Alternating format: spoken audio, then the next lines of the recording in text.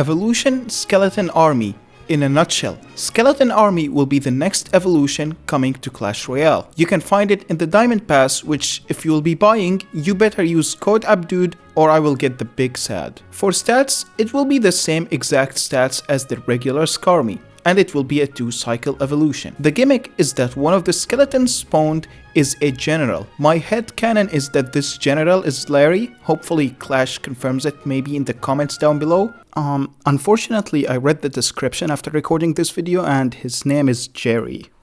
Fuck. Basically, when the regular skeletons die, they turn into an invisible soul that will continue moving and attacking. Enemy troops won't be able to see them or attack them, but instead will just walk through them and take damage. You also can't kill them with spells. They are immune and have no HP. You can push them back or slow them down, I guess. Killing the skeleton general is the only way to get rid of the souls. He has a shield that is equal to a skeleton HP, and then his own HP is also equal to skeletons. The fun part about his shield is that your log can no longer kill a skeleton army.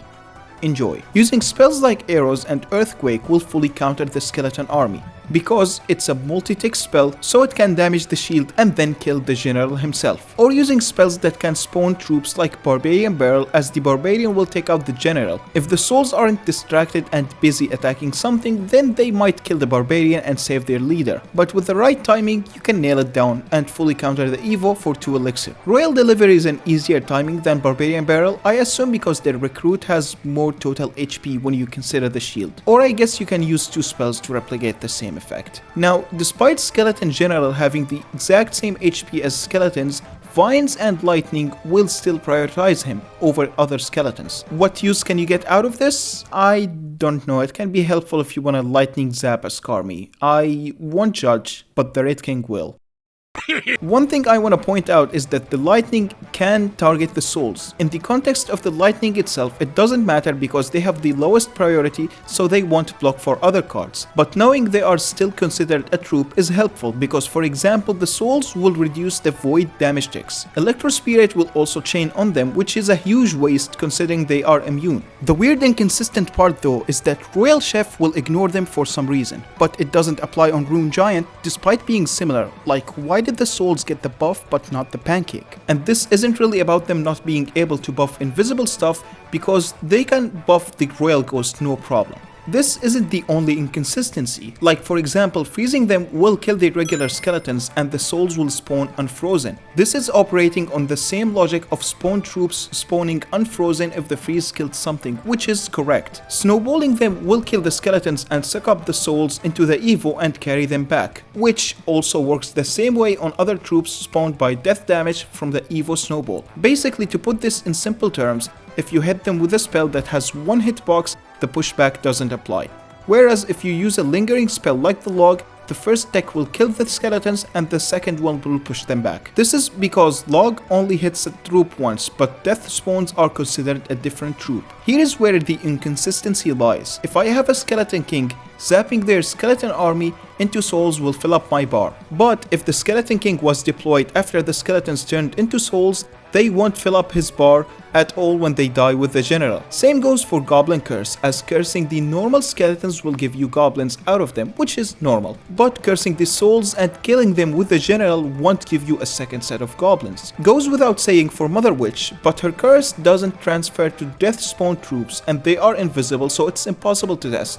Just know that the Mother Witch interaction is kinda bad, as she can't keep up with the infinite souls long enough to kill their general. And I guess 2 fun facts. Cloning the souls doesn't give you anything, and the Evo Cage doesn't get stuck attacking an invisible skeleton, he just spits it out. Normal skeleton army gets played on top of the cards to get as much damage as it can before it dies. When you play the Evo, obviously you want to place the general as deep in your arena as possible, so it's hard to reach him. And even if they spell it out, you should be able to react with another card to keep that little guy alive to get value out of the souls.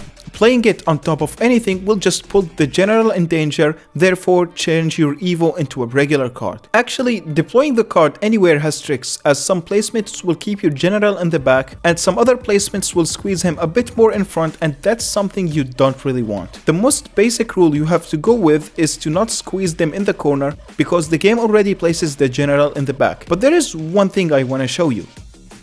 Yeah, This is low-key crazy. This is a true blue, true red, one-side deployment, so it won't work on the other tower. It also won't work on the opponent's side if it already works on yours. And yes, that applies to both towers, so basically it only works on one of the 4 towers. The art of keeping the general away doesn't stop here. Playing them deep against Electro Giant to stall the general getting reflected gets you more value out of the invincible souls. Tanking for them is also very important, as the dead souls will hold the captain back and the splash attacks won't reach him. You could body block for him, as this separates the regular skeletons and puts some good distance between them, but splashing him would be easy this way. Splitting is surprisingly good, as having the general on the opposite lane of the push on your own side makes taking him out very difficult. The few skeletons on their push won't stop it alone, but they are very helpful in being free DPS that they cannot get rid of. And it's good to know that playing them on something will always guarantee that the shielded dude would be far behind because he has range, so he doesn't have to be as close to the giant it is attacking. Countering them is a bit tricky because stuff like Electro Wizard are no longer safe to use. Even if they aren't being tanked for, it will kill them, so that's a very bad trade in my opinion.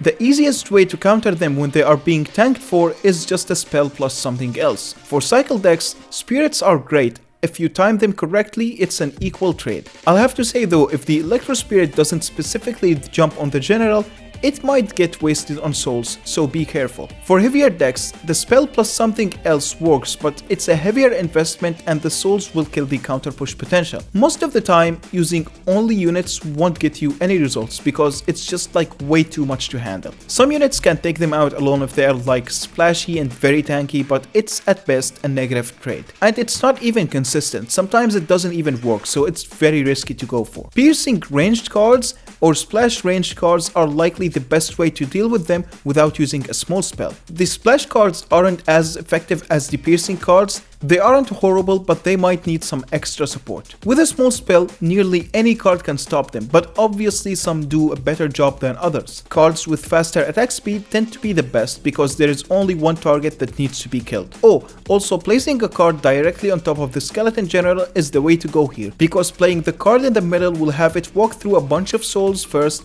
that it might die before killing the general. This also applies to Valkyrie and honestly most of the melee troops. It's best to take out the captain as quick as you can. Ghost could be the exception here because it's invisible and it can't be targeted while walking through them, but in reality deploying him on top of the skeletons will still yield better results overall. Dealing with it on the enemy side is gonna be a nightmare. I think you mostly have to accept that your push is gone. You could use double small spells, but it will likely just deal enough damage to where it really isn't worth committing to killing it. You just have to learn when to let a push go and not support it, but instead use it to bait out the Evo for your next push, or use arrows. I guess using arrows kind of like solve this issue. This card will be heavily used in bait decks, obviously, as the regular Skarmy will bait out spells for your wall breakers or goblin barrels. And then the Evo Skarmy will be used as a win condition when something else baits out a spell because it's very hard to stop without spells. I can see it played in some Sparky Zap bait decks or giant graveyard decks. It'll see some success there, but I'm not sure how effective it would be. The one thing that I know is that I'm actually very scared of this play.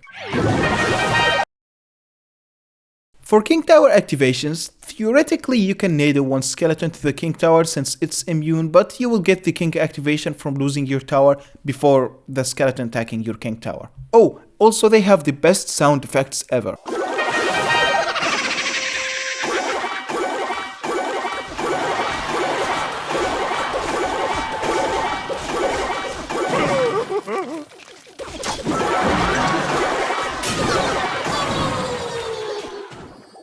This Evo is like my favorite one aesthetically and also from a gameplay mechanic standpoint. I just think it's very cool and fits the card.